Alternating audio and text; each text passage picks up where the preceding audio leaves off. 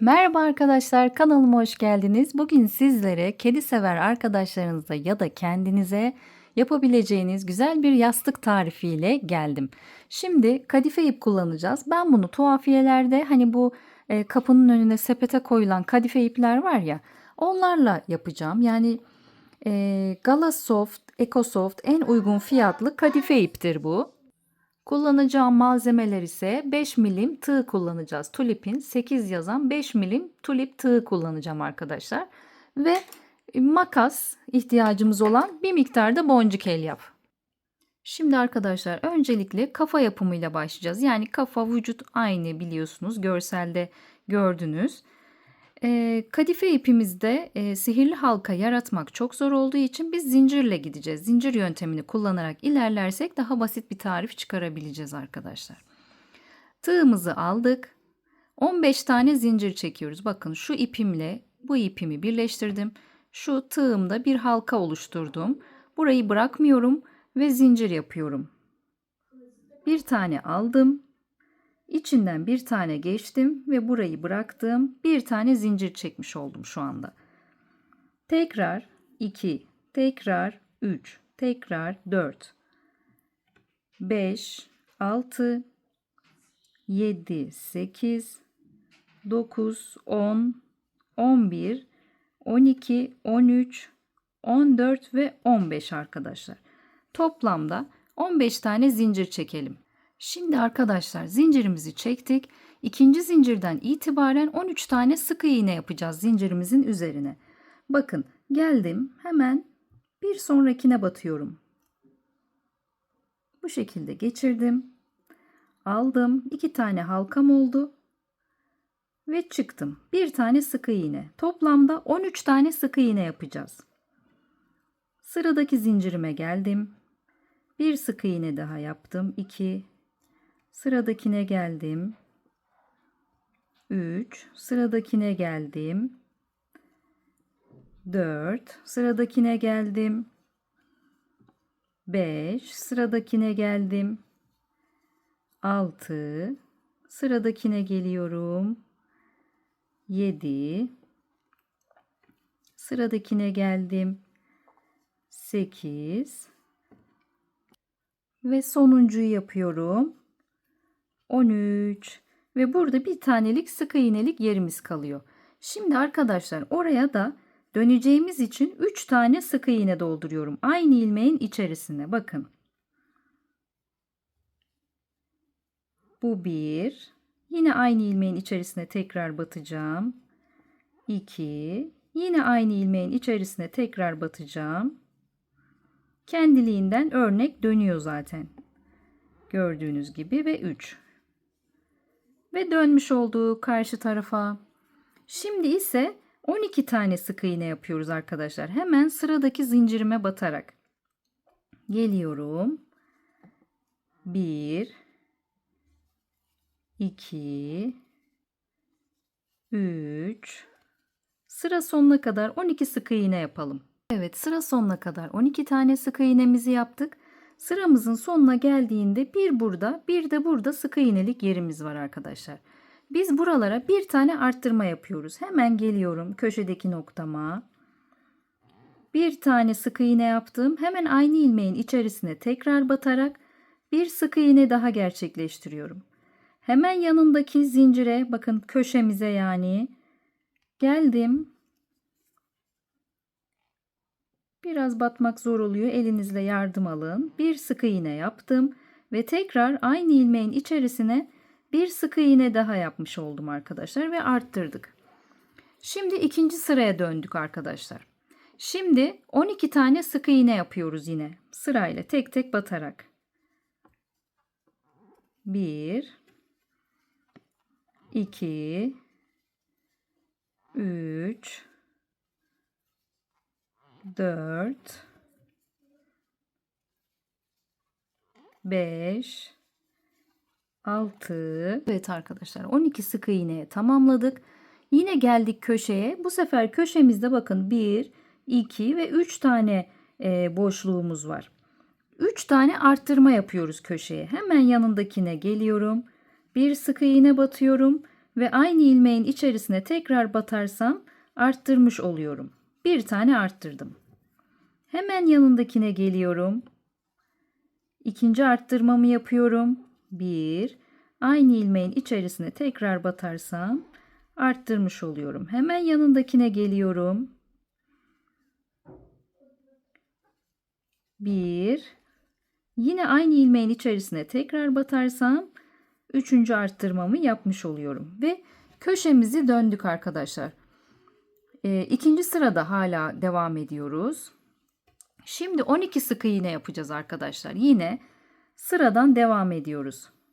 1, 2, 3, 11 yaptım. Ve 12. sık iğnemi tamamladım. Şimdi 2 tane arttırma yapıyorum arkadaşlar. Yine köşeye geldik. 2 tane yan yana arttırma yapıyorum. Bu birincisi. Aynı ilmeğin içerisine tekrar batarsam birinci arttırmam. Bir yanındakine geldim. Ve aynı ilmeğin içerisine tekrar batarak ikinci arttırmamı yaptım. Şimdi devam ediyoruz. Üçüncü sıraya geçmiş oluyoruz burada. Ve tekrar 2 tane arttırma yapıyoruz. 1. Aynı ilmeğin içerisine tekrar battım. Birinci arttırmayı bitirdim. Bir yanına geçtim. Tekrar arttırma yapıyorum. Aynı ilmeğin içerisine tekrar batarak ikinci arttırmamı da tamamlamış oluyorum. Şimdi arkadaşlar yine 12 tane sık iğne yapıyoruz. Her ilmeğe tek batıyoruz. 1, 2, 3. Evet, tekrar 12 sık iğnemizi yaptıktan sonra şimdi bu köşemize de 6 kere arttırma yapıyoruz arkadaşlar. Hadi birlikte yapalım. 2, 4, 6. Şuraya gelecek biraz. Sıradaki ilmekten başlıyorum. 1. Aynı ilmeğin içerisine tekrar battım. Bir tane arttırmamı tamamladım. Hemen yanındakine ikinci arttırmamı yapıyorum. Aynı ilmeğin içerisine tekrar batıyorum. Şimdi bir yanındakine geliyorum. Üçüncü arttırmam. Bir yanındakine geliyorum. Dördüncü arttırmamı yapıyorum. Aynı ilmeğin içerisine çift batarak. Hemen bir yanındakine geliyorum. Aynı ilmeğin içerisine çift batarak 5. arttırmamı yapıyorum. Hemen bir yanındakine gelip tekrar 6. arttırmamı tamamladım. Şimdi 12 tane sık iğne yapıyorum. Yine sıramın sonuna kadar. Hadi yapalım. 1, 2, 3, 4, 5, 6 ve 12. 12 sık iğnemizi tamamladıktan sonra 4 tane peş peşe arttırma yapıyoruz. Hemen yapalım. Yanındakinden 1, aynı ilmeğin içerisine tekrar battım.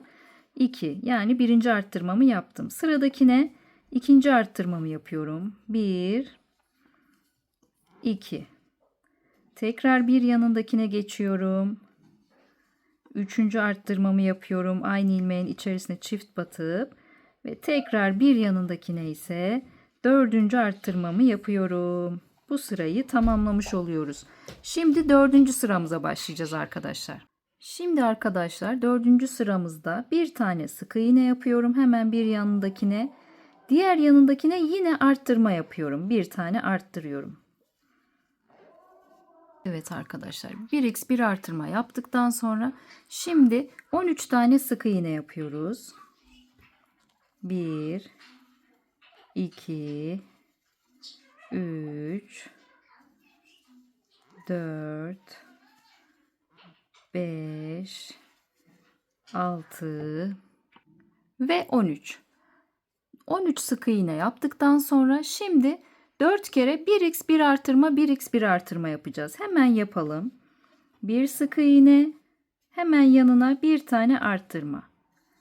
Bu birincisi. İkinciye geçiyorum. Bir sık iğne, hemen yanına bir tane arttırma yapıyoruz. Bu ikinciydi. Üçüncüye geçiyorum. Bir sık iğne, hemen yanına bir tane arttırma. Bu üçüncüydü. Dördüncüyü yapıyorum. Bir sık iğne, hemen yanına bir tane arttırma yapıyorum. Evet, şimdi tekrar bir 13 sık iğne daha yapıyoruz. 1 2 3 4 5. Evet, şimdi tekrar 13 sık iğnemizi yaptık ve 3 kere bir sık iğne, bir arttırma, bir sık iğne yapıyoruz arkadaşlar. Hemen birlikte yapalım. Bir sık iğne, yanına bir tane arttırma, hemen yanına bir tane daha sık iğne. Bu birincisi. 3 kere tekrarlayacağız. İkinciyi yapıyorum. Bir sık iğne, bir tane arttırma, hemen yanına bir tane daha sık iğne. Bu ikinciydi. Üçüncüyü yapıyorum. Bir sık iğne, ortasına bir arttırma, diğer yanına bir sık iğne daha. Evet arkadaşlar, dördüncü sıramızın sonunda 3 kere 1x 1 artır 1x yaptık. Şimdi 5. sıramıza geçiyoruz. Bakın şuradan da sayabilirsiniz kaçıncı sırada olduğumuzu. 1, 2, 3, 4. Şimdi 5. sıramızı yapacağız. Tekrar bir tane sık iğne ve bir tane arttırma ile devam ediyoruz. Ve şimdi toplamda 17 tane sık iğne yapacağız arkadaşlar. 1 2 3 4. Evet, 17 tane sık iğnemizi yaptık. Şimdi 4 kere bir sık iğne bir arttırma yapacağız. Bir tane sık iğnemi yapıyorum. Bir yanındakine arttırıyorum. Bu birincisi. İkincisine geçiyorum. Bir sık iğne, bir yanındakine arttırma yapıyorum. 2. Bir sık iğne, bir yanındakine arttırma yapıyorum. Aynı ilmeğin içerisine çift batıyorum. Üçüncüsü. Bir sık iğne, aynı ilmeğin içerisine bir yanındakine çift batıyorum ve dördüncü arttırmamı yapıyorum. Şimdi arkadaşlar tekrar 17 tane sık iğne yapalım. 1 2 3. Evet, 17 tane sık iğne yaptık. Şimdi bir sık iğne, bir arttırma, bir sık iğneyi 3 kere tekrarlayacağız. Hemen birlikte yapalım. Bir tane sık iğne yapıyorum. Ortaya arttırıyorum. Bir yanına bir sık iğne daha yapıyorum. Şimdi ikinciye geçelim. Bir sık iğne yapıyorum. Ortayı bir tane arttırıyorum. Yanına bir tane daha sık iğne yapıyorum. Tek batıyorum. Bu ikinciydi. Üçüncüyü yapalım. Bir sık iğne yapıyorum. Ortaya bir tane arttırıyorum. Hemen yanına bir sık iğne daha yapıyorum ve sıramızın sonuna geliyoruz. Yani 1 2 3 4 5. 5. sırayı da tamamladık. Şimdi arkadaşlar etrafını 64 sık iğne olacak şekilde düz öreceğiz. Ben bilerek burayı 63 sık iğne yaptım. Çünkü tecrübelerime dayanarak bir sürü videoma şu şekilde yorumlar geliyor. Atıyorum aynı bu örnekten yola çıkalım. Ben 64 sık iğne örün dedim ya. Ya benimki 63 çıktı. Baştan söktüm, baştan ördüm olmuyor. Ya benimki 62 çıktı, yok 60 çıktı. Arkadaşlar mesela kasıtlı olarak kendiminkini 63 sık iğne yaptım. Ben size ne dedim? 64 dedim ya. Hemen şuraya gelin. Bir tane arttırma yapın. Bu kadar basit. 64'ü elde ettiniz. Sizin örgünüzde ne eksik, ne fazla, ne yamuk hiçbir fark olmaz. Lütfen eğer böyle olur ya şurada kaçırmışsınızdır bir tane arttırmayı. Şurada bir tane yanlış ilmek atlamışsınızdır. 64 sık iğne değil de atıyorum hadi bak büyük bir rakam. Hadi 60 çıksın. Gelin aynı yere arttırma değil de buraya bir tane arttırın. Geçerken şuraya bir tane arttırın. Şuraya bir tane arttırın. Bunu 64'e yine bu şekilde tamamlayabilirsiniz. Lütfen örgünüzü söküp başa dönüp ya benimki 64 tutmadı. vay benim şu kadar olmadı diye endişe etmeyin lütfen. Bu yastık, yani diğer örneklerde de ha neyde bu fark eder? Kişisel bebek yapıyorsunuzdur, yüz hatları önemlidir. Onda bile bu tarz hatalar telafi edilir usta biri tarafından, ama hadi acemi tarafından örerken yüz şekli meydana çıkabilir diyelim ki çıkmaz. Yani hiç merak etmeyin arkadaşlar. Benim gibi bu taktiği uygulayabilirsiniz. Şimdi hemen bir parça ip keserek ilmek belirleyicinizi buraya takarak, yani 64 sık iğne, dilerseniz içinizden de sayıp 64'te durabilirsiniz ya da ilmek belirleyicinizi gelene kadar düz örebilirsiniz arkadaşlar. 1 2 3 4 5 bu şekilde dönerek 64 sık iğne olunca bırakalım. Dediğim gibi eksikse gelin burada arttırın, şurada arttırın, fazlaysa azaltın. Azaltmaları da göstereceğim zaten ilerleyen zamanlarda. Şimdi arkadaşlar 64 tane sık iğnemizi elde ettik.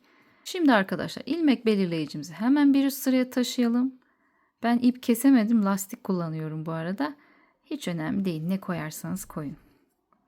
Şimdi 3 tane sık iğne yapıyoruz arkadaşlar.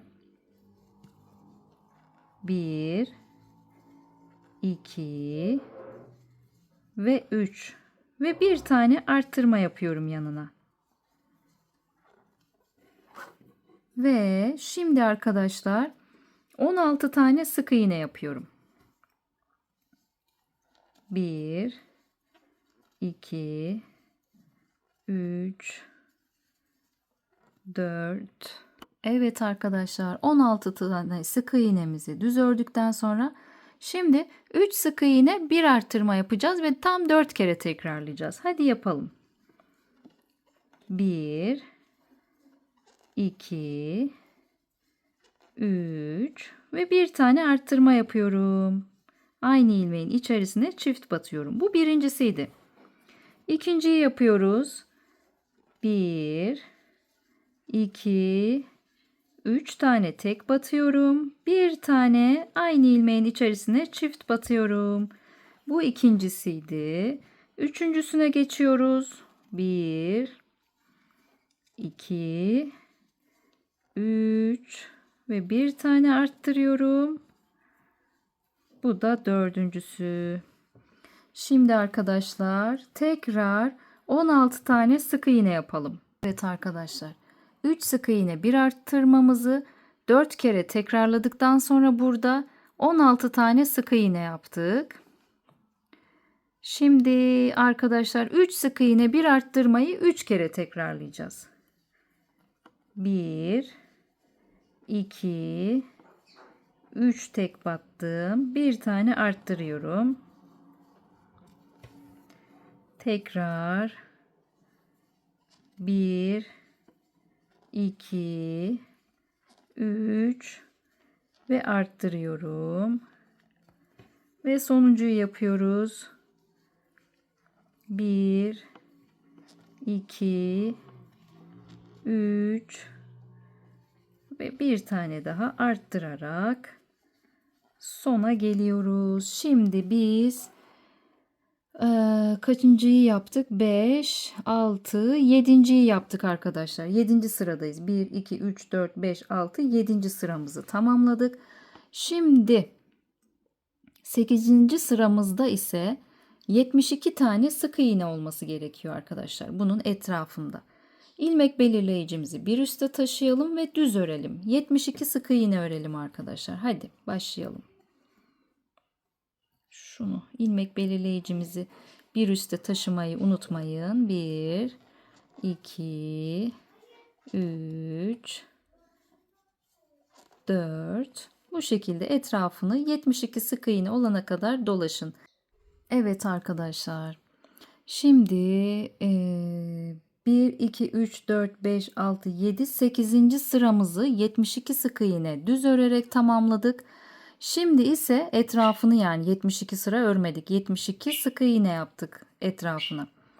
Şimdi ise 9. sıramızdayız. Hemen devam ediyoruz. Yine arttırmalarla. Şimdi ise Hemen 2 tane sık iğne yapıyorum. Bir yanına bir tane arttırma yapıyorum arkadaşlar. Ve şuradan şuraya 18 tane sık iğne yapıyorum hemen. Buyurun yapalım. 1, 2, 3, 4. Evet, buradan buraya 18 sık iğnemizi yaptık. Şimdi arkadaşlar 2 sık iğne, 1 arttırma, 2 sık iğneyi 4 kere tekrarlayacağız. Hadi yapalım. 1, 2 sık iğne yaptım. Bir tane ortaya arttırıyorum. Tekrar yanına 2 sık iğne daha yapıyorum. Bu birincisiydi. 4 kere tekrarlanacak. Hemen devam edelim. 1, 2 sık iğne yapıyorum. Ortayı bir tane arttırıyorum. Yanına 2 sık iğne daha yapıyorum. Bu da ikincisiydi. Hemen devam ediyorum. 2 sık iğne yapıyorum. Ortasını arttırıyorum ortaya. Tekrar yanına 2 sık iğne daha yapıyorum. Bu da üçüncüsüydü. 4'ü yapıyoruz.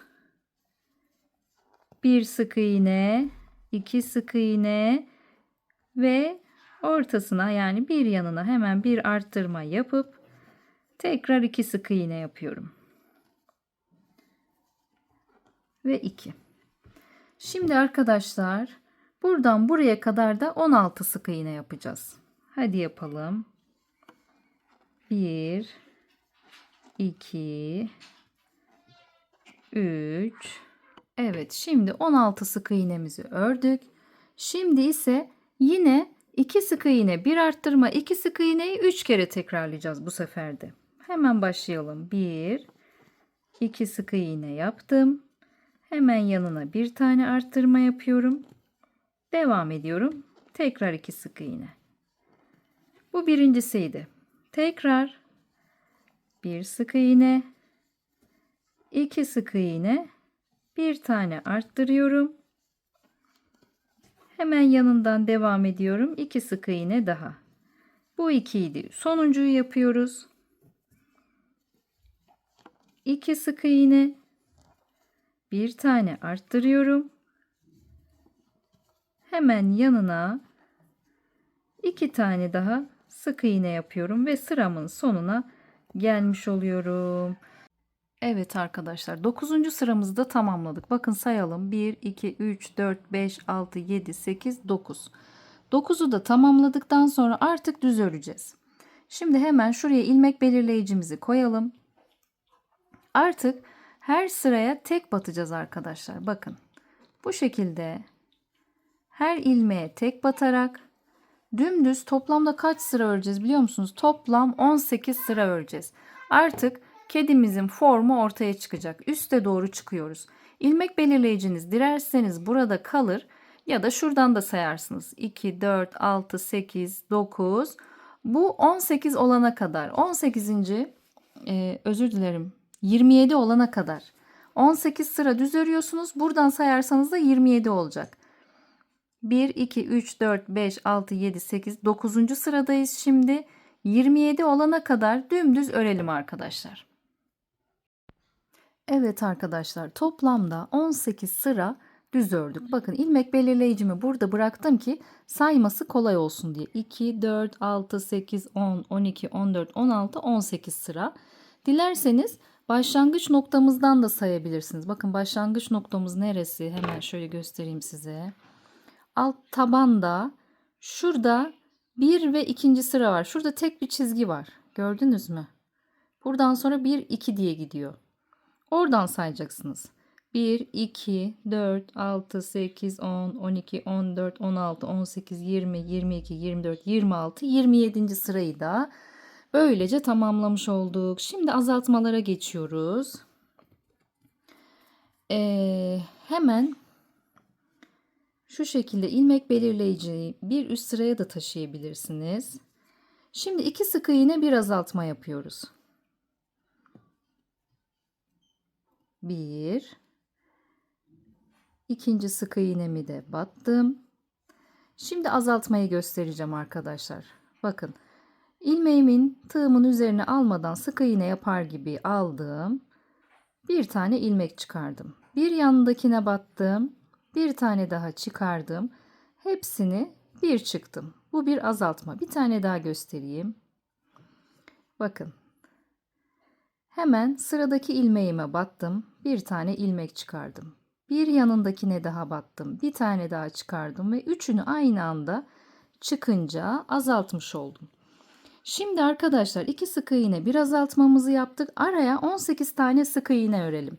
Yani her sıraya tek batarak, her ilmeğe tek batarak 18 sayalım içimizden. 2, 3, 4. Evet, araya 18 tane sık iğne yaptık arkadaşlar. Şimdi tekrar azaltma yapıyoruz. Şu şekilde 2 sık iğne, bir azaltma, 2 sık iğne. Bunu 4 kere tekrarlayacağız bu kalıbı. Hadi birlikte yapalım.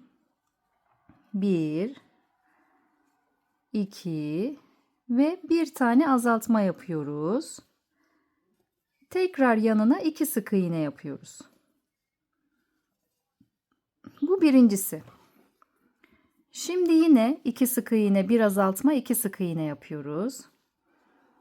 1, ikinciyi de battım. Sıradakini azaltıyoruz.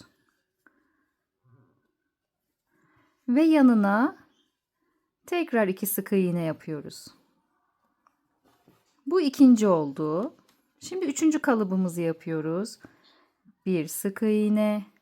Geldim yanına battım 2 sık iğne. Ortayı azaltıyorum. Tekrar yanlarına bir sık iğne ve bir sık iğne daha. Bu da 3. Şimdi sonuncuyu yapıyorum. 1, 2 sık iğne ve bir tane azaltıyorum ve yanına tekrar 1 ve 2 sık iğne. Şimdi arkadaşlar 4 kere 2 sık iğne bir azaltma yapmış olduk. 2 sık iğne bir azaltma, 2 sık iğneyi 4 kere tekrarladık. Şimdi ise yine ortaya 16 sık iğne yapacağız. Sayalım. 1, 2, 3, 4, 5, 6. Evet, ortayı yine 16 sık iğne ördükten sonra tekrar sıramızın sonuna kadar azaltma yapacağız. Bu sefer de 2 sık iğne, bir azaltma, 2 sık iğneyi 3 kere tekrarlayacağız. Diğer tarafta 4 kere tekrarlamıştık. Şimdi 3 kere. 1 sık iğne, 2 sık iğne batıyorum. Azaltmayı yavaş yapayım. Bir tane aldım. Bir tane de yanından aldım. Üçünü bir çıkarak azalttım. Tekrar yanına 1 ve 2 sık iğne yapıyorum. Bu birinciydi, pardon. İkinciyi yapıyorum. 1 sık iğne, 2 sık iğne. Geldim azaltmamı yapıyorum. Ve tekrar 2 sık iğne yapıyorum. Bu ikinciydi. Üçüncüyü yapıyoruz ve sonuncuyu. 1, 2, bir tane azaltıyorum. Ve tekrar 1, 2. Sıramızın sonuna da gelmiş oluyoruz böylelikle zaten. Şimdi arkadaşlar 3 sık iğne bir azaltma yapıyoruz. 1, 2 ve 3. Bu arada 29. sıramıza başladık. Ve bir tane azaltıyorum. 3 sık iğne bir azaltma. Şimdi yine buradaki araya 16 tane sık iğne yapıyorum. 1, 2, 3, 4, 5. Evet. Kenarımıza 16 sık iğne, ortamıza pardon 16 sık iğne yaptık. Şimdi 3x bir azaltmayı 4 kere tekrarlayacağız arkadaşlar. 3 sık iğne, bir tane azaltma. X demek sık iğne demek. 1, 2 3. 3 tane sık iğne yaptım. Bir tane azaltmamı yapıyorum. Bu 1. İkinciyi yapıyorum. 1. Sıradakine 2. Sıradakine 3. Ve bir tane azaltıyorum. Bu 2. Ve 1. Ve 2. Ve 3. Bir tane azaltıyorum. Bu üçüncü. Dördüncüyü yapalım. 1, 2, 3 ve bir tane azaltıyoruz. Şimdi geldik yine orta kısma. Yani şöyle yaptığınızda araya diyelim. Yine 16 sık iğne yapıyoruz arkadaşlar. 1, 2, 3. Evet arkadaşlar, araya 16 sık iğnemizi yaptık. Şimdi sıramızın sonuna kadar 3 sık iğne bir azaltmayı 3 kere tekrarlayacağız. 1, 2, 3 yaptık. Bir tane azaltıyoruz. Tekrar 1, 2, 3 yaptık. Bir tane azaltıyoruz. Tekrar 1, 2 ve 3 sonuncuyu yapıyoruz ve sıramızın sonuna geldik. Evet arkadaşlar, şimdi 29'u da bitirdik. 30. sıramıza geldik. İlmek belirleyicimi bir üst sıraya taşıdım ki düz öreceğim şimdi.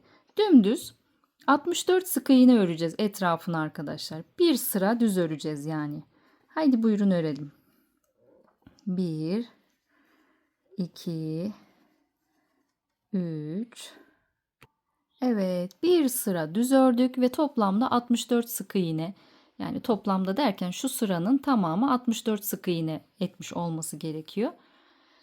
Her videomda dediğim gibi sizinki 65 çıkmış olabilir, sizinki 63 çıkmış olabilir. Hiç sorun etmeyin. Azsa arttırın, fazlaysa azaltın. Yine aynı rakama ulaşabilirsiniz. Aynı rakama ulaşmadan da devam edebilirsiniz.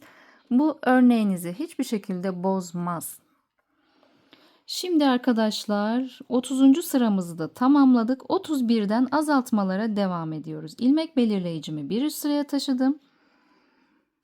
Şimdi bir sık iğne yapıyorum ve yine bir tane azaltma yapıyorum. Ve buradaki araya da 17 sık iğne yapacağız. 1, 2, 3, 4, 5, 6. Evet, 17 sık iğne yaptık. Ortamıza, başlangıçtan ortaya 17 sık iğne. Şimdi bir sık iğne, bir azaltma, bir sık iğneyi 4 kere yapacağız. Hadi buyurun yapalım. Bir sık iğne, bir tane azaltma ve bir sık iğne.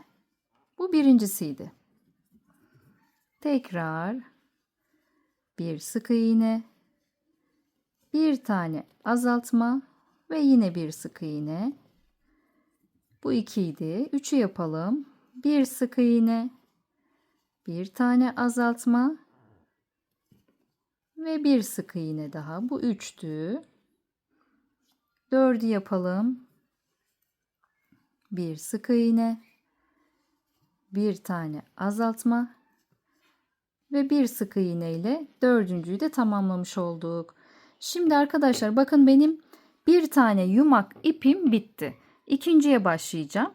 Hem bunu bağlamayı da gösteririm size. Normal bağlıyoruz. Bir özelliği yok da.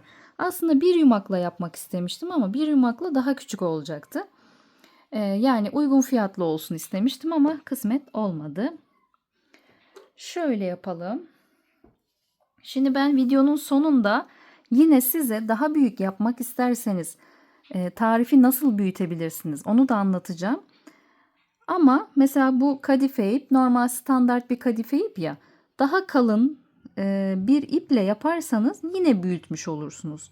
Ama ben size ekstra büyütmenin sayıların tarifini yine vereceğim. Bakın şu şekilde aynı normal ip bağlar gibi, düğüm atar gibi şu şekilde normal bir bağlamayla bağlıyorum.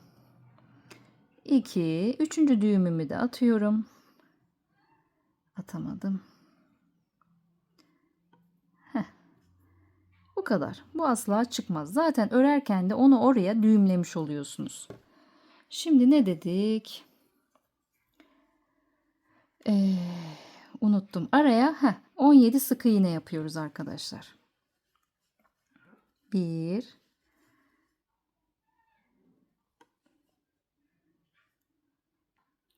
şimdi arkadaşlar ipi bağlarken sırayı unuttum. Ama hiç merak etmeyin. Şimdi 31. sırayı yapıyoruz ya. Şimdi burada azaltmalarımızı yaptık. Şimdi bu 17 dedim, yanlış söyledim. 16 sık iğne yapacağız. Onu hatırlatmak istedim. 2, 3, 4. Evet, 16 sık iğnemizi yaptık. Şimdi sıra sonuna kadar bir sık iğne, bir azaltmayı 3 kere tekrarlayacağız arkadaşlar. Bir sık iğne, bir azaltma, bir sık iğne. Bir sık iğne yaptım. Bir tane azalttım. Tekrar bir sık iğne yaptım. Bakın, bağladığım ip yerine de gelmiş oldum. Onu da arkaya atarak yapacağız. Tekrar bakın, onu şurada bırakıyorum. Bir sık iğne, bir azaltma ve tekrar bir sık iğne. Tekrar bir sık iğne, bir azaltma ve bir sık iğne yapıyoruz. Evet, şimdi 31. sırayı bitirmiş olduk arkadaşlar. 32. sırayla devam ediyoruz. Yine azaltmalarımız var. Bir sık iğne, bir azaltma yapıyoruz arkadaşlar.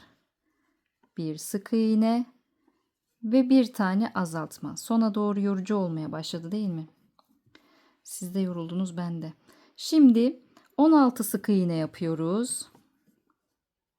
Ortayı 1, 2,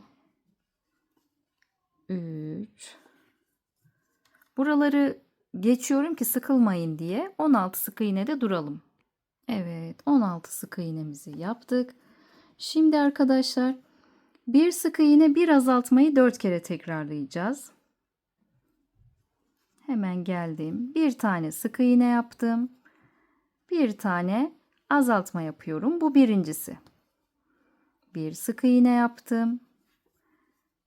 Bir tane azaltıyorum. Bu ikincisi. Bir sık iğne yaptım. Bir tane azaltıyorum. Bu üçüncüsü.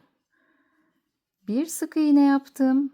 Bir tane azalttım. Bu da dördüncüsü oldu. Şimdi arkadaşlar yine araya 16 sık iğne yapalım. İçimizden sayalım. 1, 2, 3. Evet, 16 sık iğnemizi yaptık. Şimdi bir sık iğne, bir azaltmayı 3 kere tekrarlayacağız. Bir sık iğne, bir tane azaltma. Bu bir. Bir sık iğne, bir tane azaltma. Bu da 2. Ve yine bir sık iğne ve bir tane azaltma. Bu da üçüncü ve son. Şimdi 32. sıramızı da tamamladık. 33'te yine azaltmalarla devam ediyoruz. İlmek belirleyicimizi üste taşıyalım. Şimdi arkadaşlar peş peşe 3 azaltma yapıyorum. Bu birincisi. Bu ikincisi.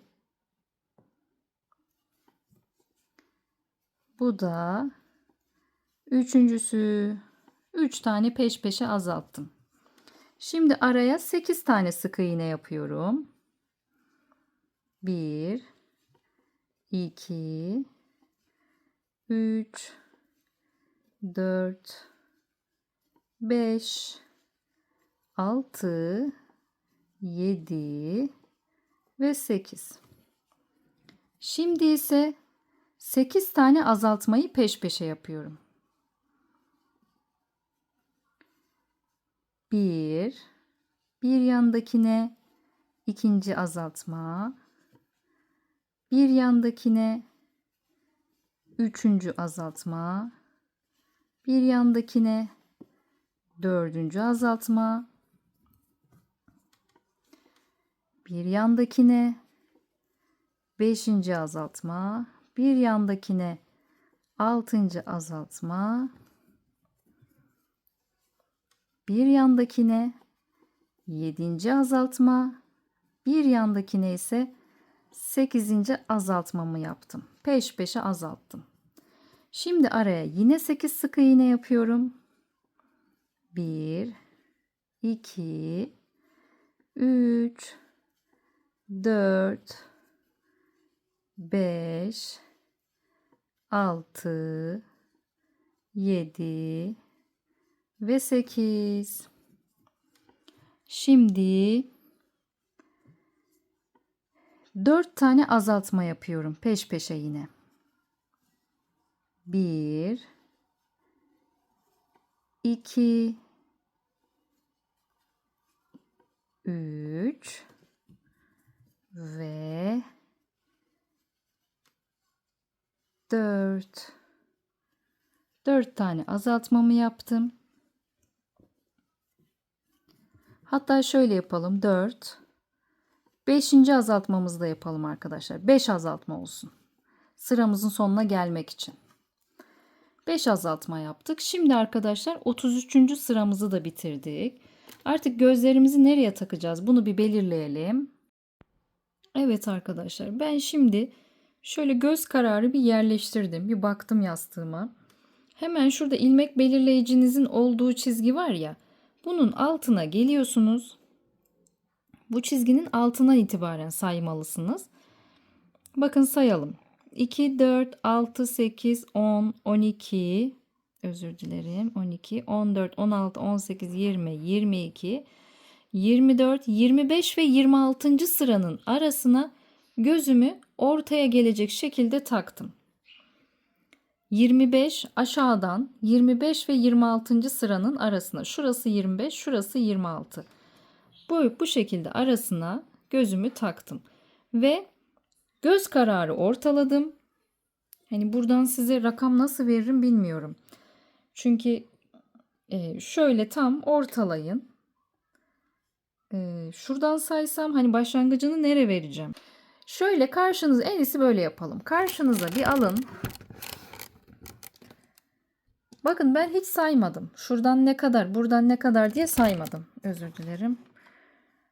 Tamamen karşıma aldım. Biraz da şuraları düzelttim. Ortası neresi diye kendim baktım. Ona göre yapacağım şimdi.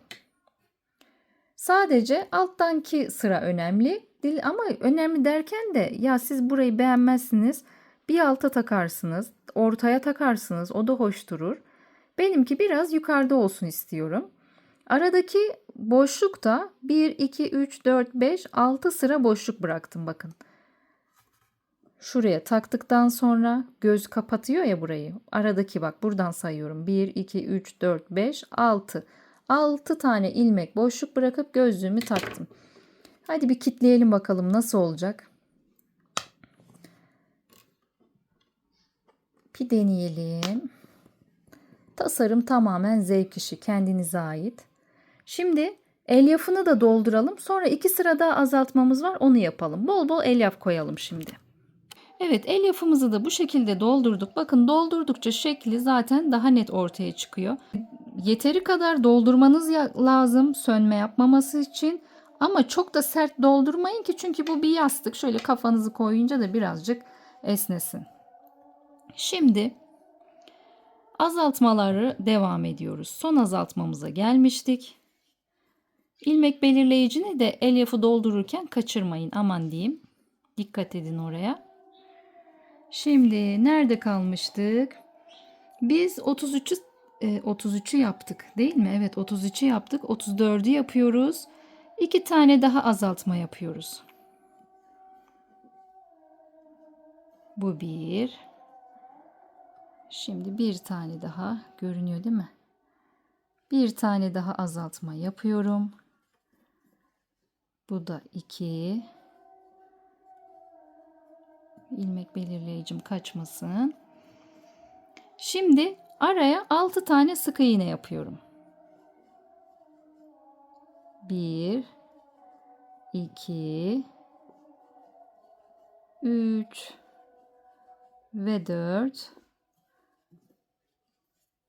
ve 5 ve 6. 6 sık iğnemi yaptım. Şimdi 5 tane azaltma yapıyorum. Peş peşe. 1 ve 2 ve 3 ve 4 ve 5. 5 tane azaltmamı yaptım. Şimdi yine buraya 6 tane sık iğne yapıyorum.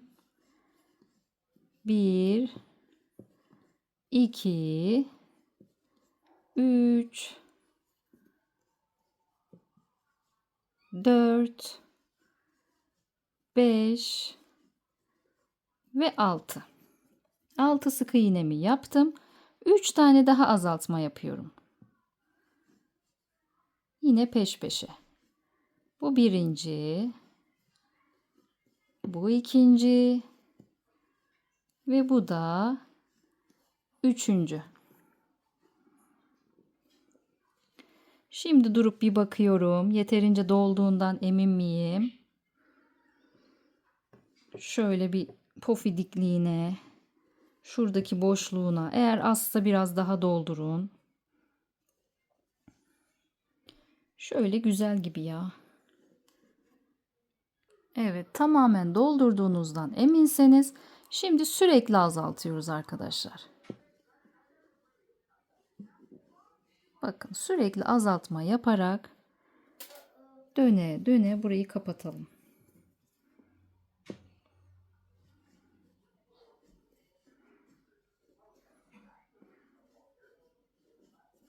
Peş peşe, sayı kullanmıyorum. Sıramın sonuna gelene kadar peş peşe azaltıyorum.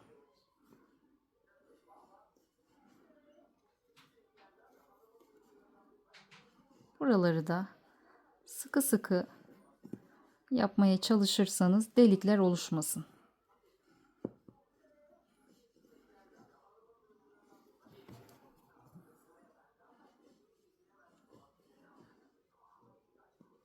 Evet.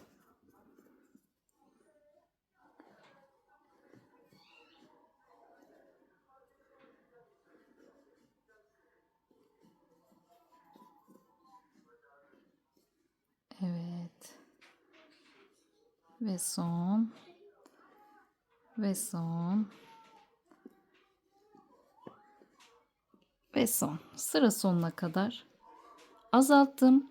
Şimdi dilerseniz yine burayı azaltma yaparak kapatabiliriz. Ya da ipimizi uzun bırakıp bu bir buradan bir buradan bir buradan bir buradan dikerek de kapatabiliriz. Nasıl yapalım? Hadi ben azaltmayı tercih edeceğim bu sefer. Bir deneyeceğim. Yani sayı yok. Sürekli azaltıyoruz. Burası kapanana kadar sürekli azaltma yapalım.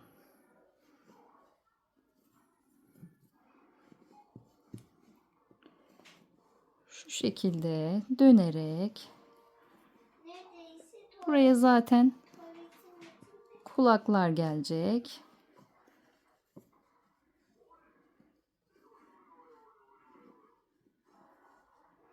Ve bakın böyle de güzel oldu. Ama dediğim gibi dilerseniz iğne yöntemiyle de kapatabilirsiniz. Sonuncuyu da yapalım. Evet. Son eksiltmemi yaptım. Şimdi geldim. Bir tane sık iğneye battım. Ve ilmeğimi ilmeğimden kaydırdım. Bir tane de zincir çektim ki çıkamasın diye. İpimi de bir miktar uzun bıraktım. İşte bu kadar. Bunu da aralardan böyle gezdiriyorum.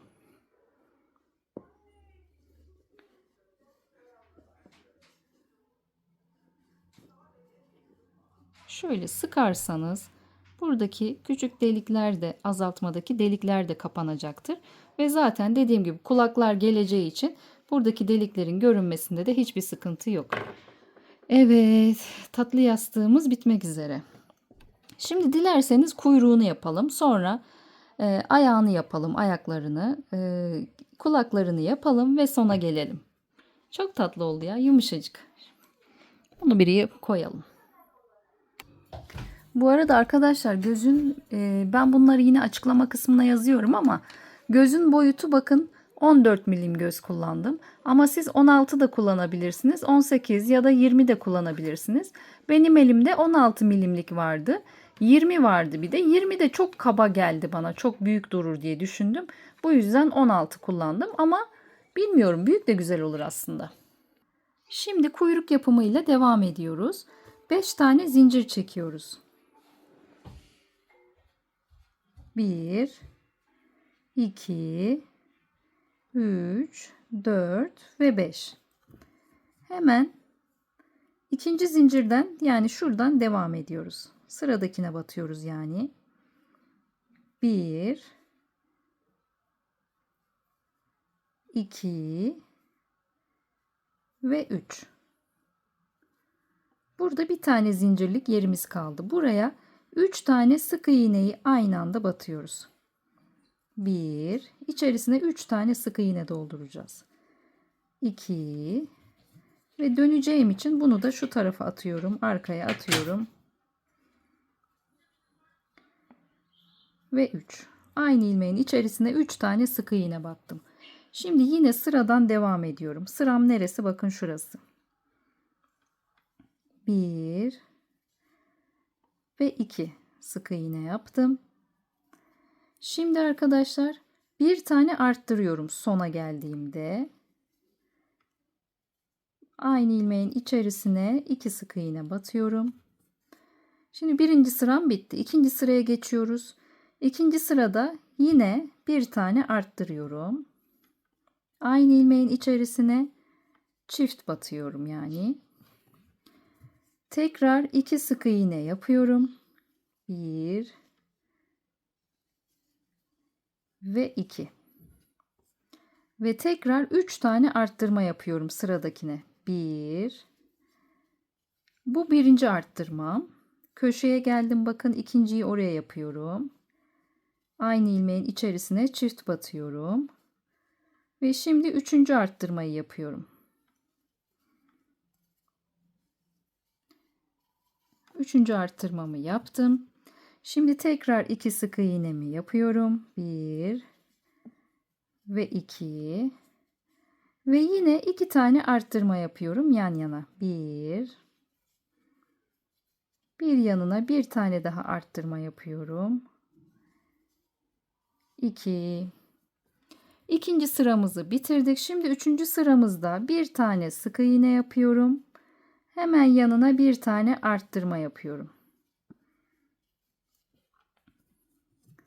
Ve ortaya 2 tane sık iğne yapıyorum yine. Ve şimdi bir sık iğne, bir arttırmayı köşeye 3 kere tekrarlıyorum. Bir sık iğne, bir tane arttırma. Bu birincisi. Bir sık iğne, bir tane arttırma. Bu ikincisi. Bir sık iğne, bir tane arttırma. Bu da üçüncüsü. Tekrar araya 2 sık iğne örüyorum. 1 ve 2. Şimdi yine 2 kere bir sık iğne, bir arttırma yapacağız.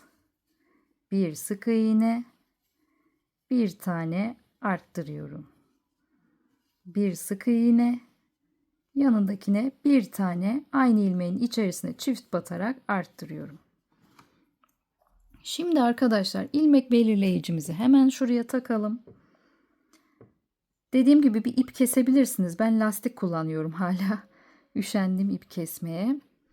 Şimdi düz öreceğiz arkadaşlar. Şimdi kaçıncı sıradayız? Bakın 1, 2, 3. sıradayız. 4, 5 ve 6. sıraları dümdüz öreceğiz. Etrafımızda da 22 tane sık iğnemiz var. Hadi buyurun düz örelim. Bu düz örmelerde videoyu sardırıyorum ki sizler sıkılmayın diye. Bakın bu şekilde. Bazı küçük arkadaşlarımız yorumlarda yazıyorlar yetişemiyoruz ya da düz örün buluşalım dediğinizde anlamıyoruz diye. Düz örün demek her sık iğneye tek batmak demek. Ben bir tanesini sizin için 4. sırayı dolanıyorum. Bakın bu şekilde etrafını dolanıyorum sadece.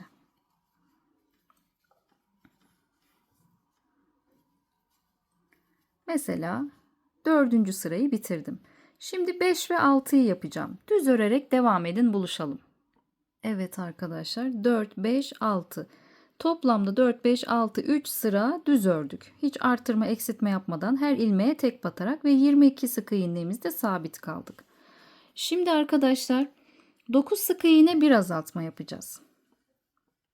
1, 2, 3, 4, 5, 6, 7, 8 ve 9.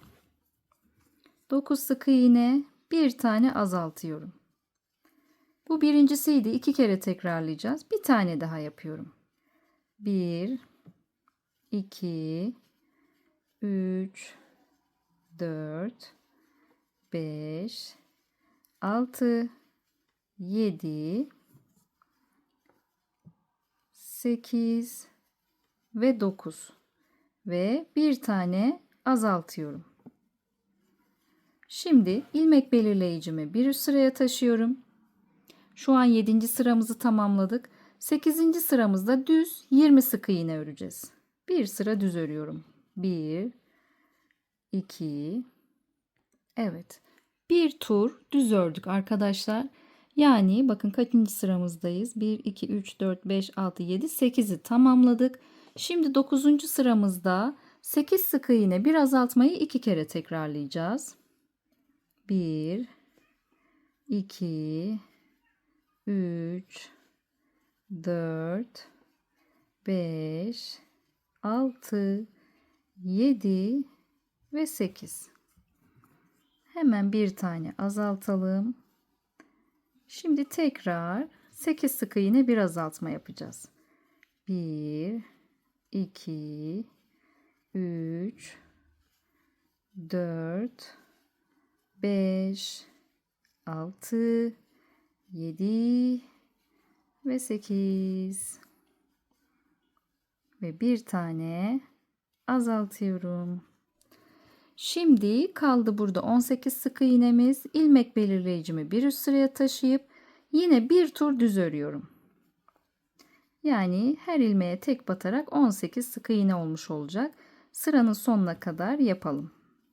Arttırma, eksiltme yapmadan bir tur düz örüyoruz.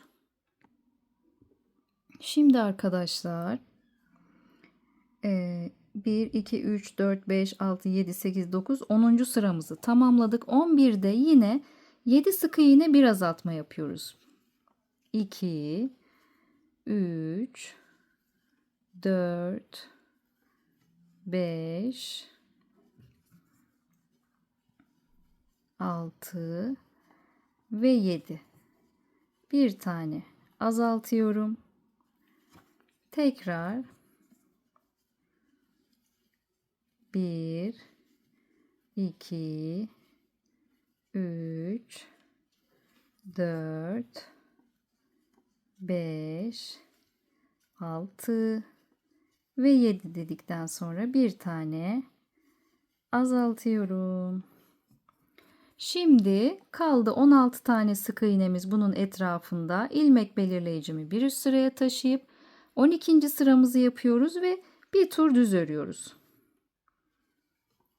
2 3 sıranın sonuna kadar düz örelim. Evet, şimdi 12. sıramızı da tamamladık. Bir yandan da dolduralım arkadaşlar el yapımızı. İlmek belirleyiciyi kaybetmeden, şöyle çok sık doldurmadan, yumuşacık pofidik pofidik, böyle stres atabileceğiniz seviyede doldurun. Çok sıkmanıza gerek yok kuyruğu. Ve arkadaşlar 13. sıramızda 6 sık iğne bir azaltmayı 2 kere tekrarlıyoruz. 2 3 4 5 ve 6. Bir tane azaltıyorum. Ve yine 1 2 3 4 5 6 ve azaltıyorum. Şimdi arkadaşlar 13. sırayı tamamladım. İlmek belirleyicimi bir üste taşıdım. 14'ten 19. sıraya kadar düz öreceğiz arkadaşlar. Bu şekilde ilmek belirleyicinizi burada sabit bırakın ki yani her sırada üzerine taşımayın. Yani bir üste taşımayın. Burada kalsın ki sayması kolay olsun. 14, 15, 16, 17, 18, 19 diye sayarsınız. Şimdi dümdüz örüyoruz. Arttırma, eksiltme yapmadan sadece sıramızı yükseltiyoruz. Evet arkadaşlar, bakın 14, 15, 16, 17, 18, 19'a kadar sıramızı yükselttik. Şu anda 19. sıradayız. İlmek belirleyicini bir üst sıraya da Allah gitti ilmek belirleyicim. Lastik kullanırsan böyle olur işte. Neyse, bir üst sıraya taşıyalım. Yeni bir tane ilmek belirleyici alayım ben kendime.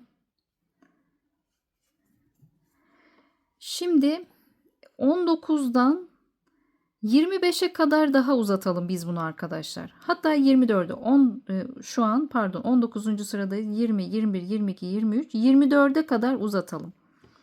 Yani düz örelim 24'e kadar. Şu şekilde arttırma, eksiltme yapmadan devam ediyoruz. 24'e kadar düz örelim. Evet arkadaşlar. Bakın 20, 21, 22, 23, 24. Toplamda 2, 4, 5 sıra daha uzatmış olduk. Şimdi içini de bir yandan doldurmayı unutmayın. Ama bunu şuraya monte edeceğimiz için ben son kısmı çok da doldurmayacağım. Yani bakın şu kadar bir kısmı kaç sıra diyeyim? 2, 4, 5. 20'den sonraki kısmı şöyle göstereyim. Burayı doldurmayacağım ki dikerken kolay olsun ve kuyruğumuz bükülebilsin istediği yöne diye. Şimdi azaltmamıza geçelim. Artık bitirdik örmeyi. Bir tane azaltıyorum. 3 tane sık iğne yapıyorum arkadaşlar. 1 2 3 ve bir tane daha azaltıyorum.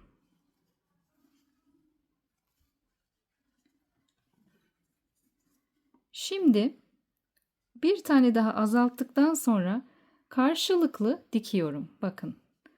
Tam köşeye geldik ya. Şuradan alıyorum. Bir tane de karşıdan alıyorum şöyle. Tam ikisinin ortasından. Bu şekilde dikiyorum. 1 2 3 4 ve 5.'yi alırken bir tane alıyorum, bekliyorum. Bu halkayı bu halkamın içerisinden kaydırıyorum. Bir tane de zincir çekiyorum ve ipimi bir miktar uzun bırakarak bu şekilde çıkıyorum. Kuyruğumuz da hazır. Bunu da dikeceğiz birazdan arkadaşlar. Şöyle sıkalım. Eşitleyelim.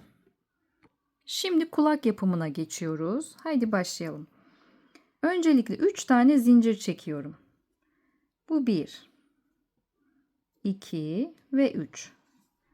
Bu benim sihirli halkam yani. Sihirli halka çekemeyenler zincirle çekebilir.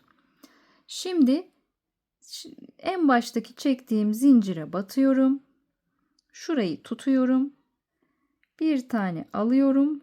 Bunun içerisinden geçiriyorum ve içerisine 6 tane sık iğne yapıyorum. 2 3 4 5 ve 6. Şimdi 3 kere bir sık iğne bir arttırma yapıyorum. Bir sık iğne, hemen yanındakine bir tane arttırma yapıyorum. Bir sık iğne, hemen yanındakine bir tane arttırma yapıyorum. Ve bir sık iğne, sonuncuyu yapıyorum. 3 tane yapacağız. Ve bir tane arttırıyorum. Bu ikinci sıramızdı. Toplamda 9 sık iğne elde ettik.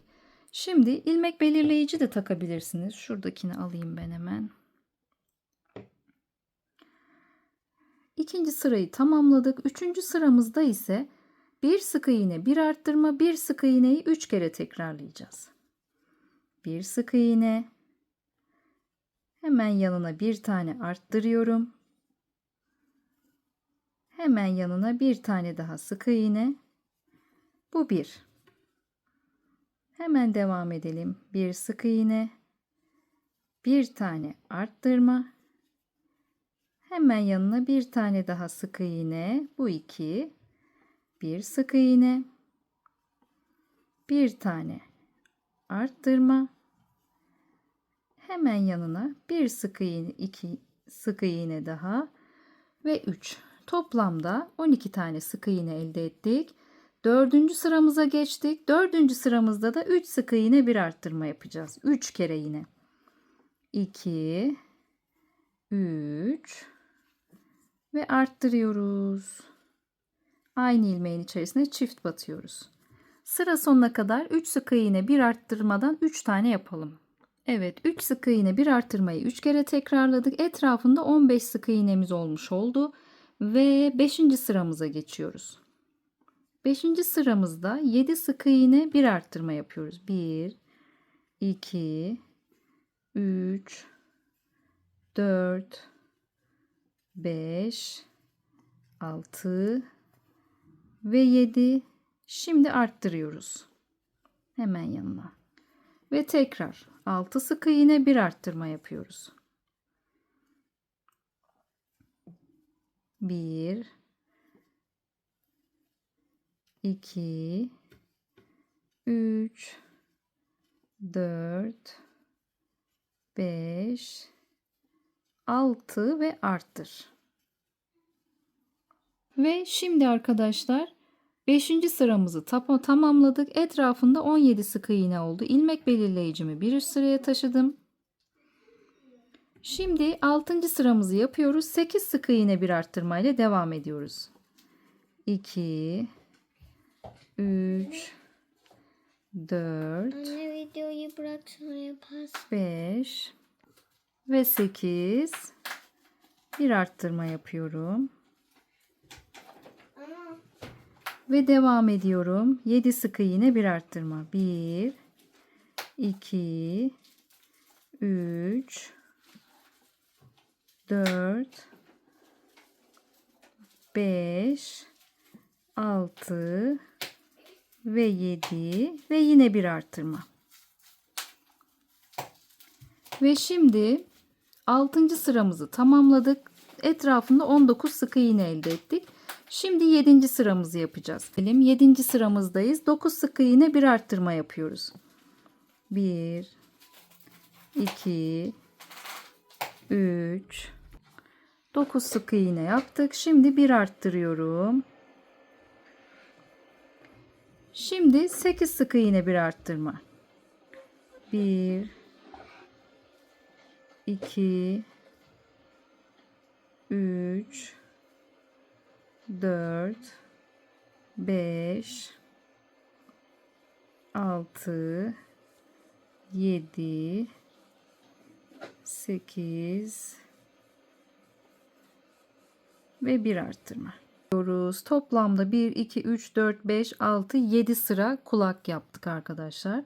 Hemen bir yandaki ilmeğe geliyorum. Bir tane halkamın içerisinden çıkarıyorum. Bir zincir çekiyorum. İpimi bir miktar uzun bırakarak çıkıyorum. Ve 2 tane kulağımız olacak toplamda. Böyle minnoş 2 tane kulağımız olacak. Şimdi ayak yapımına geçelim hemen. Ayağımız için 4 tane zincir çekelim arkadaşlar. Şöyle 1, 2, 3 ve 4. 4 zincirimi çektim. Hemen ilk zincirime gelip battım. Sihirli halkamı oluşturdum. İçerisine 8 tane sık iğne yapıyorum. 1, 2, 3, 4, 5,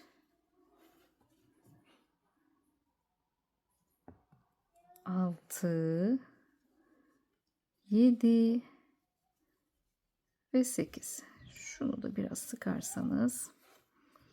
Şimdi 8 tane arttırma yapıyorum. Yani her ilmeğin içerisine çift batıyorum. Bu birinci, ikinci arttırmam. Bu üçüncü arttırmam. Bu dördüncü arttırmam. Aynı ilmeğin içerisine çift batarak. Bu beşinci arttırmam. Bu altıncı arttırmam. Bu yedinci arttırmam. Bu da 8. arttırmam. Hemen bir ilmek belirleyici edinelim. Nereye gitti? Şurada ipimiz. Şu an ikinci sıramızı tamamladık. Ve üçüncü sıramızda bir sık iğne, bir arttırmayı 8 kere yapacağız.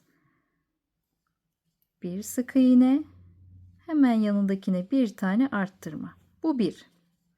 İkinciyi yapalım. Bir sık iğne, hemen yanındakine bir tane arttıralım.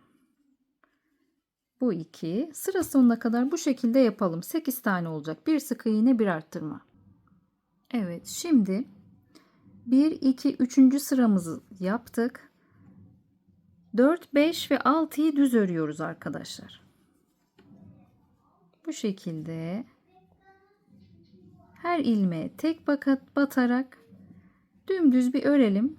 4, 5, 6'yı nasıl saydığımı göstereceğim size. Siz her ilmeğe tek batarak 3 sıra ilerleyin. Şimdi arkadaşlar toplamda 3 sıra düz ördük. 4, 5, 6'yı. İlmek belirleyicimi bir üst sıraya taşıdım. Bakın buradan da sayabilirsiniz. 1, 2, 3, 4, 5, 6. 6. sırayı da tamamladık. Şimdi 2 sık iğne, bir azaltmayı 8 kere tekrarlayıp bırakacağız. 1, 2 ve bir tane azaltıyorum. Tekrar 1 ve 2. Bir tane azaltıyorum. Ve 1 ve 2. Bir tane azaltıyorum. Ve 1 ve 2, bir tane azaltıyorum. Sıra sonuna kadar bu şekilde devam edin. Evet, 2 sık iğne, bir azaltmaları 8 kere tekrarladıktan sonra bitiriyoruz arkadaşlar. İlmeğimin içerisinden kaydırdım ve ipimi bir tık uzun bırakarak çıkarıyorum ve ayağımız hazır. Bundan 2 tane hazırlıyoruz arkadaşlar. 2 tane ayakçığımız. Bunları şuraya yerleştireceğiz. Şimdi arkadaşlar örme kısımlarını bitirdik. Şekil verme kısımlarındayız. Ben bıyıkları için mor bir ip kullanacağım. Sizin tamamen tercihinize bağlı. Çuvaldızımı aldım. Yorgan iğnesi diye geçiyor. Büyük oyuncaklarda, küçüklerde de bu yorgan iğneleri kullanılıyor arkadaşlar. Şimdi bakın şurada bir ip bırakmıştım ya. Şu ipimle, kafada bir miktar ipi uzun bıraktık ya, bu ipimle bunu bağlayacağım. Buraya sabitledim. Buradan giriyorum. Nereye yapacağımı orantılıyorum. Şöyle. Bu yine dışarıda kalsın. Kulakları da yapacağız ya, onların ipini de bağlarız. Yine göz kararı bıyığımı ne kadar uzatsam diye bakıyorum. Bir tane şöyle yapacağım. Bir tane yukarı doğru yapacağım arkadaşlar. Bir tane de aşağı doğru yapacağım. Dediğim gibi gözler size çok yukarıda geldiyse daha ortadan da yapabilirsiniz. Gözün hemen yanından, bakın bir yanından, gözün hemen bir yanından 1, 2, 3, 4, 5, 6. sıraya geldim. İğnemi buradan çıkardım. Ve 1, 2, 3, 4, 5, 6, 7, 8. sıraya kadar batıyorum. Ve iğnemi çıkarıyorum.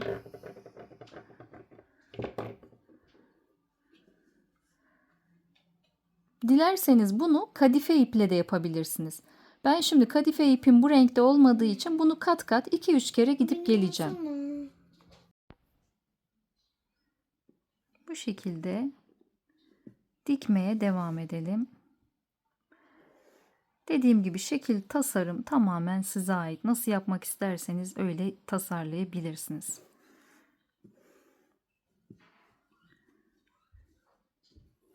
Şöyle bir tane daha yapalım.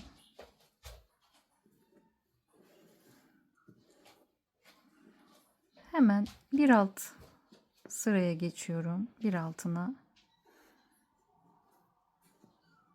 Ve buradan da yine şuraya uzatıyorum. Tam şunun hizasına uzattım yani.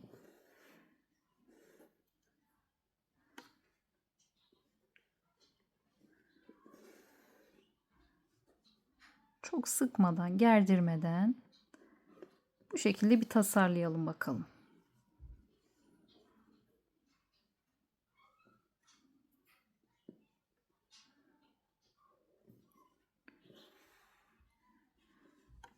Yine diğerini de, benimki kalın geldiyse siz daha ince geçebilirsiniz. Yine aynı oranda şöyle ölçüyorum. Şuraya yapacağım.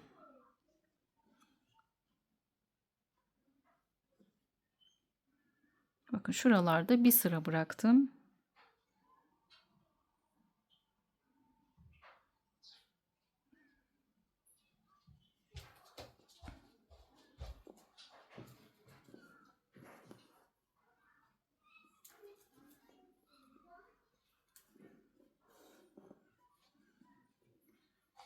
Nasıl olsun?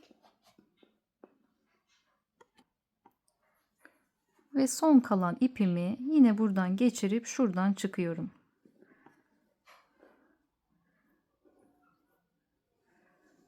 Bu şekilde bıyıkları olmuş olacak. Evet, şimdi buraya da aynı orantıda aynı şekilde bıyık yaptım.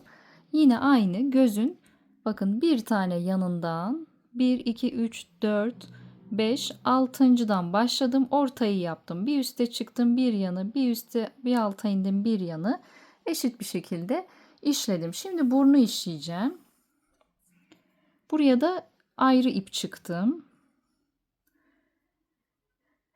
Bunu da şuraya mı bağlasam? Bunu da buraya bağlayalım. Bu arada çocuk sesleri için arkadaki çok özür diliyorum. Yorumlarda yazanlar oluyor. Keşke çocuk sesleri olmasa arkada vesaire diye, ama mecburum. İşten geliyorum. Çocuklarım da okuldan gelmiş oluyor. Bir küçük oğlum da otizmli. Zaten o yüzden yarım gün çalışıyorum. Yarım maaş, yarım sigortayla. YouTube'la da bunu tamamlamaya çalışıyorum. Şöyle size hemen hiç üşenmeyeceğim göstereceğim. Arkamda beni bekliyorlar bu şekilde. Anne devam et. İplerimi Anne. Devam et, ölüyorum ama bir sorun var. Benimki patatese benzedi. peki. Benimki patates. Kayra da iplerimi saçıyor burada. Evde biraz dağınık. IKEA'dan birkaç çalışma kitaplık ip koymak için raf falan aldım. Onları düzenliyorum bu arada. Yani arka planım böyle. O yüzden çok özür diliyorum. Burun için bakın, gözün 1, 2, 3. Üçüncü yanına battım. Ve çapraz ölçüyorum. Şuraya batacağım. Yani ipin altına değil de 1, 2, 3 yanına geliyorum yine. Buraya batıyorum. Ve 1, 2, 3 dördüncü yanından çıkıyorum. Buraya tatlı bir burun yapabilmek niyetim.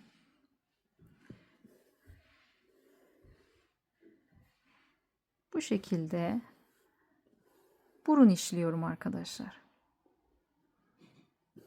Evet, totalde şu sıklıkta işledikten sonra hemen şöyle bir tane de hat yapıyorum üzerine şöyle. Yapmasanız da olur, yaparsanız da olur. Yine aynı noktadan çıkıyorum. Burnu da bitirdik. Dediğim gibi tasarım tamamen sizin keyfinize kalmış. Şimdi kulakları dikelim. Dikmeden önce şurada bir parçamız var ya. Bunu şöyle bir yanındakinden alttan geçirerek içeride gizleyelim. Hatta şöyle her sıradan gizleyebilirsiniz. Hatta şöyle de gizleyelim. Sonra bunu içeriden çıkaralım. Dilerseniz dikmek için bununla bunu da bağlayabilirsiniz. Ya da şuradaki iple de bağlayıp sağlamlaştırabilirsiniz. Ben burayı yapacağım bugünlük. Uçuk bir pembe bir ip aldım. Beyaz gibi görünüyor ama uçuk pembe aslında. Kadife ip de çok önemli değil. Kadife ip gizler zaten. Yani şurada siyah kullansanız bile çok görünmez herhalde, o derece. Bakın, kafanın tam köşesine geldim. Yerleştirdim. Ve oval biçimde şöyle sıkmadım. Şu şekilde açtım. Oval biçimde şuraya yerleştirdim. Bir tane dilerseniz hemen şuradan bir ilmek alalım. Ve dikmeye başlayalım. Bir tane de şuradan geçirdim. Dilerseniz bunları iğnelerle de sabitleyip dikebilirsiniz. Şöyle. Yerini belirledikten sonra bu şekilde dikiyorum. Şu iğne dışarıda dursun. Son ilmekle bağlayıp bitirebilirim belki. Onları gizlemek kolay, yani endişe etmeyin. Dikmeyi tahmin ediyorsunuz, biliyorsunuzdur diye çok detaylı anlatmıyorum. Dikmek işte, iğneyi geçiriyoruz. Bir kulaktan, bir kafadan. Önce kulağımı diktim. Bakın burada ipi bırakmadan şöyle hemen diğer tarafa geçiyorum.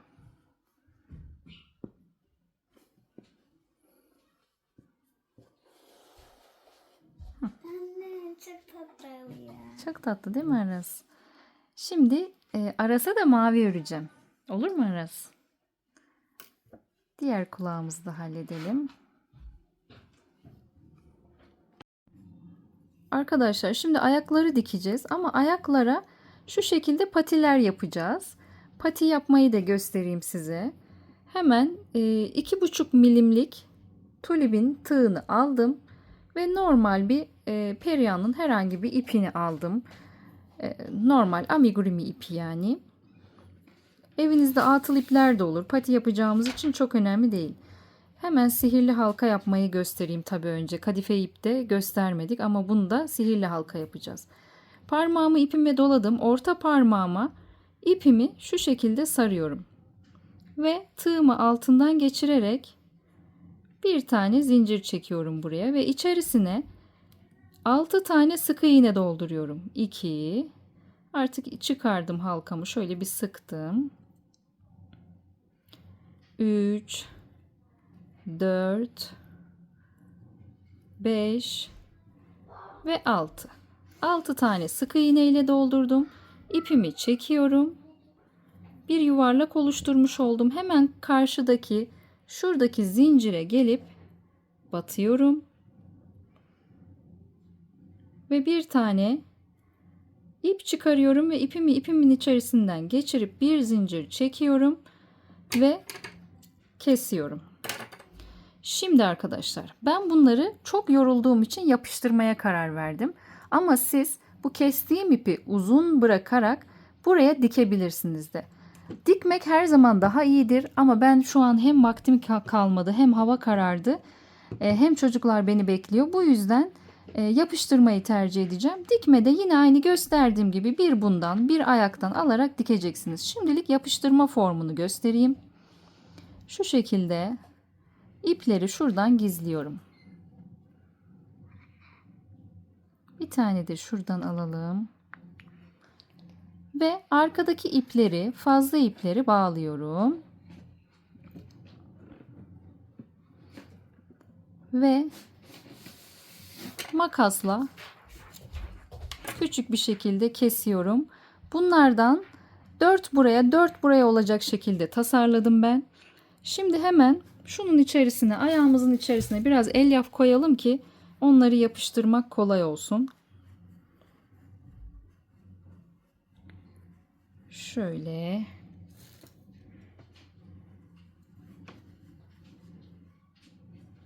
Evet.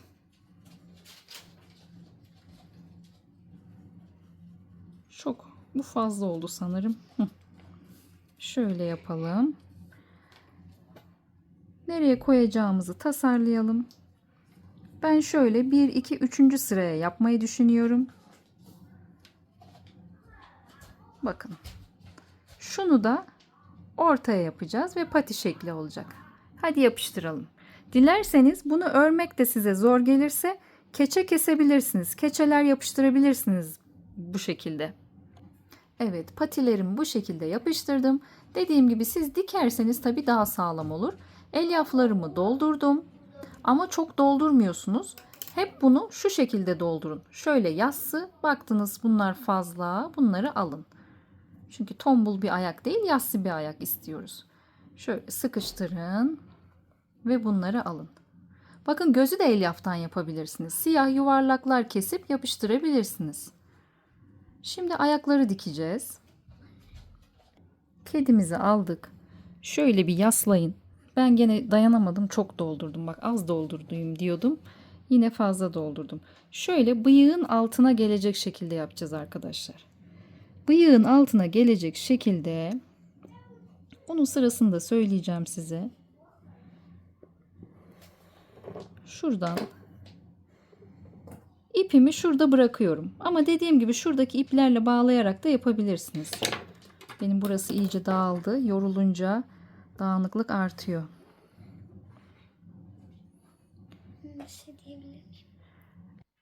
Şimdi arkadaşlar ayakları da yaptım. Bakın ikinci ayağı da diktim. İpimi kesmedim. Hemen arkaya kuyruğa geçiyorum. Bu ipim de burada duruyor. Biterken oraya bağlayacağım. Hemen kuyruk için bakın göz kararı yerleştirdim.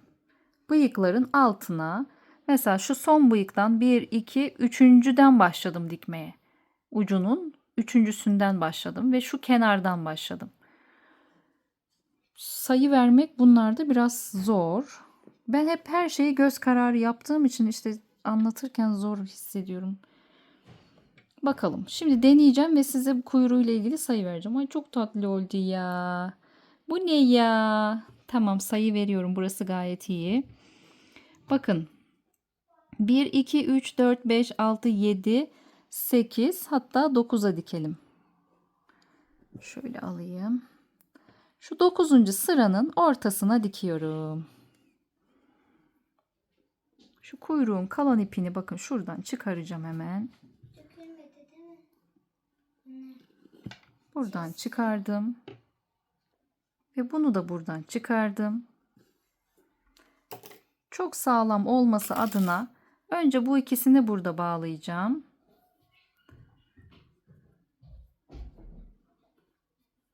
Bu ikisini bağladım. Ve sonra beyaz ipimi şuradan çıkarıp bir de buradaki beyaz ipimi bağlayacağım. Şurada da bir siyahlık var. Başlarken de görmüşsünüzdür, fark etmişsinizdir. Maalesef ipten gelen, yani ipi açtığımda öyle çıktı. Ama bu ipler kolay temizlenebilir. Hemen evinizde bir aspirin, işte bir leke çıkarıcı varsa hemen dökün, temizlenir. Bunu da aralardan bakın bu şekilde fazla iplerimi gezdiriyorum. Eğer şurada kısa keserseniz bu ipi çıkma ihtimali olur. Benim çocuklarım gibi haylaz çocuğu olanların açabilir. Evet arkadaşlar, toplamda bir yumak ve yani 1,5 yumak harcadım. Bu kadar yumak da arttı. Yani 1,5 3 yumaktan 2 tane bu boyutta bir yastık çıkarabilirsiniz. Hemen santimi de ölçeyim size. Hemen şöyle göstereyim. Yerden yüksekliği şöyle 23-24 santim.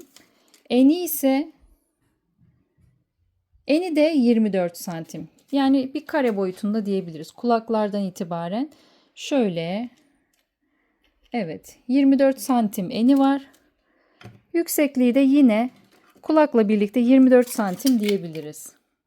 Evet arkadaşlar, çok tatlı, yumuş yumuş, tatlış bir kedicik oldu. Aklınıza satış anlamında, fiyat anlamında, tarif anlamında ne geliyorsa lütfen çekinmeyin.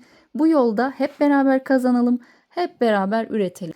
Kendinize iyi bakın. Kanalıma abone olmayı unutmayın. Beğenilerinizi ve yorumlarınızı da lütfen eksik etmeyin. Sizleri seviyorum. Görüşmek üzere.